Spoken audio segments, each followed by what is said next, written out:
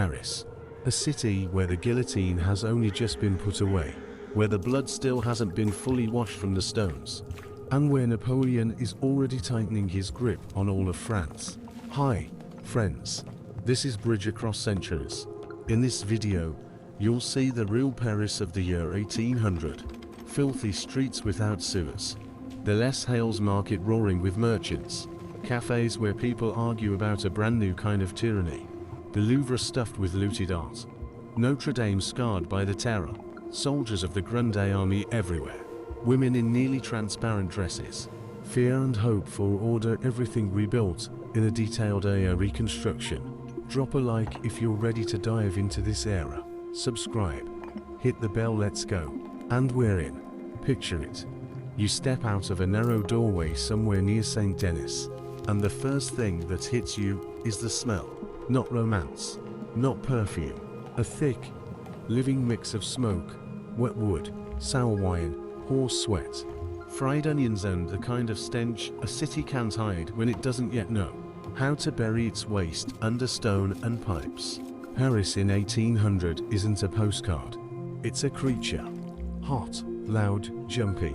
It survived the revolution, but it hasn't decided what that survival means. Watch your feet. The cobblestones are slick. Between them, dark puddles gather water that isn't after the rain. Water that's after everything. A shopkeeper steps out with a bucket and empties it against the wall like it's nothing. Someone curses. Someone laughs. Someone simply keeps walking. Because in this Paris, the unpleasant is normal. Dirt here isn't a shame. It's a background layer, like the sky. Paris speaks, but not with sentences. It speaks with noise.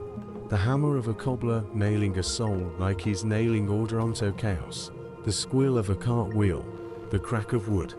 A child's shriek as a hoop spins down the street. Laundry hangs overhead, dripping onto passers-by who don't even look up. A horse drags a heavy load right through the middle. The wheels grinding straw and trash with a sound like teeth. And then you notice something else. The city has a rhythm now, marching boots woven into everyday life. Soldiers are everywhere. Not just a few uniforms here and there, but a presence. At gates, at bridges, at intersections, outside official buildings. In the shade where the street narrows. Their faces aren't always harsh, but they are sure of themselves. That confidence is new, and it does something strange to the city. It calms and alarms at the same time, because Paris still remembers what it felt like when power belonged to the crowd. There are posters on walls, orders, rules, warnings, announcements. The words order, morality, security show up more than joy. And when someone says the name Napoleon, it doesn't sound like a person. It sounds like a tool, a lever, a mechanism meant to tighten the loose bolts of a country that almost shook itself apart. People talk anyway. They can't help it. Paris doesn't know how to be silent. It can pretend. It can whisper. It can speak in jokes and glances and half sentences, but it will not stop speaking. You slip into a cafe and the air changes. Warmth, tobacco, bitter coffee, cheap wine, damp wool coats steaming near the door. Tables are sticky from spilled drinks. Candle wax leaves pale scars on wood. Someone laughs too loud, as if volume alone can prove there's no fear left. Someone else speaks too quietly, as if silence can buy safety. You hear it, this new kind of conversation. Sharper, cautious, weighted. He'll bring order. Order is just another word for chains. Chains. You're just tired of being free. That's the heartbeat of 1800. Freedom still tastes fresh, but it also tastes like exhaustion. People learn that liberty without bread and sleep becomes fever. Paris wants peace, yet it fears what peace might cost.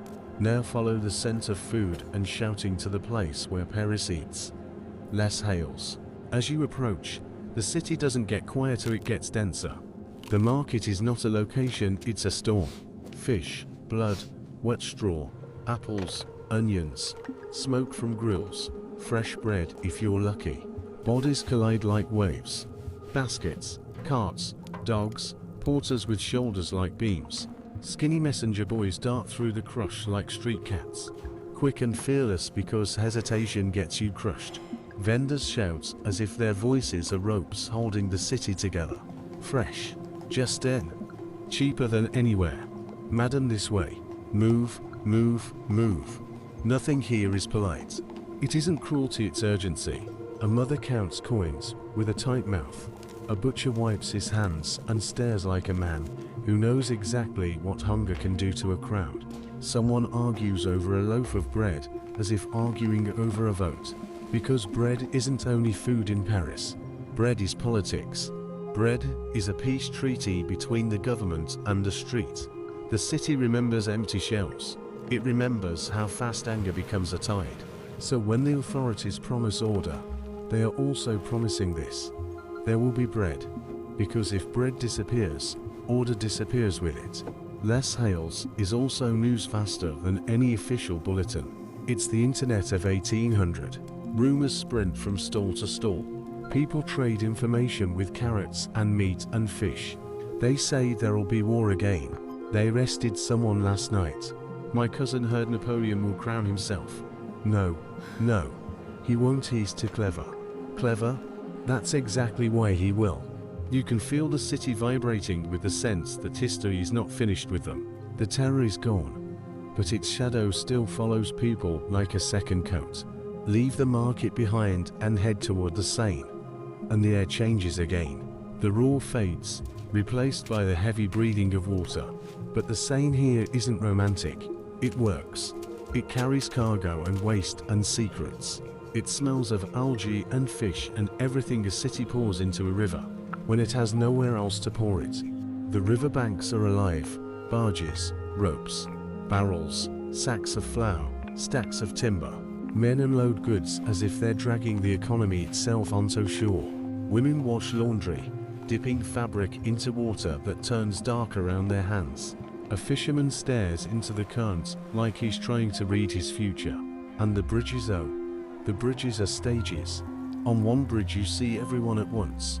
A soldier with tired eyes, a priest who walks carefully, as if even the air might accuse him, a woman in pale fabric that catches light like water.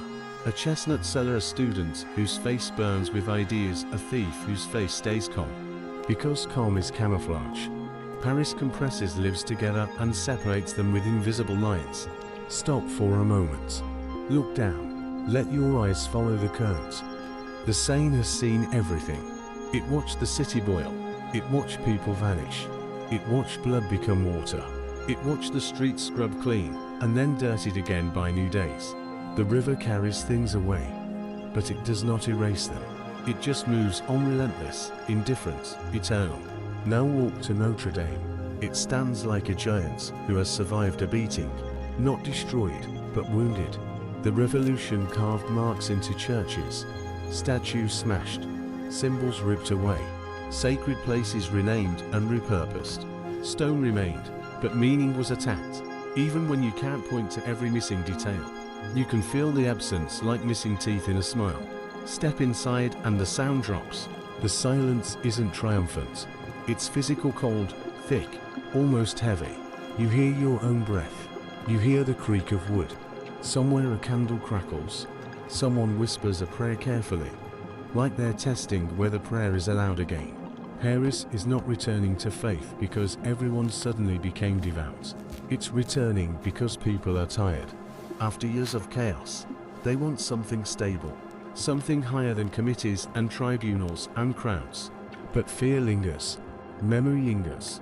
They remember how quickly right becomes forbidden. Notre Dame seems to say, I was here before you, I will be here after you. And that sounds like comfort and warning at the same time. Now move to the Louvre and forget the glass pyramid, forget modern lions. In 1800, the Louvre is a vault, a treasure chest where the New France stores proof that it is the center of the world. The halls are filled with paintings, statues, artifacts that did not arrive by invitation.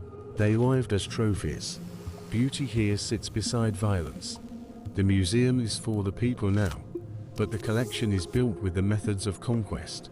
You walk through rooms that smell of wax, old wood, dust, oil paint. You see visitors who aren't nobles. A soldier on leave stands before an ancient statue and doesn't know the language of art, but feels the weight of it anyway. A clerk watches proudly, as if every masterpiece is a certificate stamped France Supreme. This is Paris trying to prove something, that it can build, not just break, that it can turn revolution into culture, chaos into legacy. And outside those grand halls, Paris keeps talking. Cafes are laboratories. Ideas bubble, collide, explode. Newspapers pass from hand to hand, folded and creased, ink smudging fingers. A man reads aloud to a group that leans in like they're listening to weather reports. Because politics here is weather. It can change in an hour. It can ruin your harvest. It can kill you. Then come the salons, where the air is softer and the danger is sharper. The lighting is warm. The fabrics are expensive. Perfume floats above everything like a mask. Here people don't argue like street fighters, they deal with smiles. They speak in hints and jokes. And everyone understands the real meaning because everyone is trained in survival. In these rooms, a sentence can become a weapon. A rumor can destroy a career. A compliment can be a trap. And often, the best players are the women. They guide conversation like conductors. A glance shifts the room. A pause changes the balance of power. A well-timed laugh lifts someone up or buries them. In a country remade by men with swords, women still hold invisible levers. Influence, networks, reputation, access. Now look at the fashion. You see dresses so light they seem made of air, pale fabric clinging like mist, high waists, silhouettes borrowed from ancient statues. Paris is playing Rome, playing simplicity, playing purity. But this simplicity costs money and nerve. In winter, it's cold. But Paris has never chosen comfort when it can choose effect. Here effect is currency. It's a way to say, I survived. I am still beautiful. I am still here. And the men some wear plain coats. Some wear the confident cut of new power. Some still cling to old styles like they're clinging to an old world. Clothing in 1800 is a declaration. It tells you where someone stands, what they miss, what they hope for, what they fear. As the day fades, you feel the city tighten. Paris by night is a different animal. Lamps light the streets, but the shadows remain strong. The darkness isn't simply the absence of sun, it's a place things can happen without witnesses. Footsteps sound louder. A laugh from a distance feels suspicious. A narrow alley becomes a question you have to answer. Do you go through? Or do you take the long way around? Street singers drift past taverns, their songs slurred with drink and exhaustion. Someone argues near a doorway. Someone kisses in a corner, as if stealing a moment from history itself. Carriages rattle over stone. A dog barks. And for a heartbeat, it sounds like an alarm. And yes, thieves work here with artistry. They're not comic villains. They're part of the ecosystem. Like mud and smoke. A skilled hand brushes your coat. A finger finds a pocket. A purse disappears as clearly as a thought. Then the police appear, and you remember. The new order wants Paris to look safe. Not safe everywhere, not safe for everyone, but safe enough to be a capital worthy of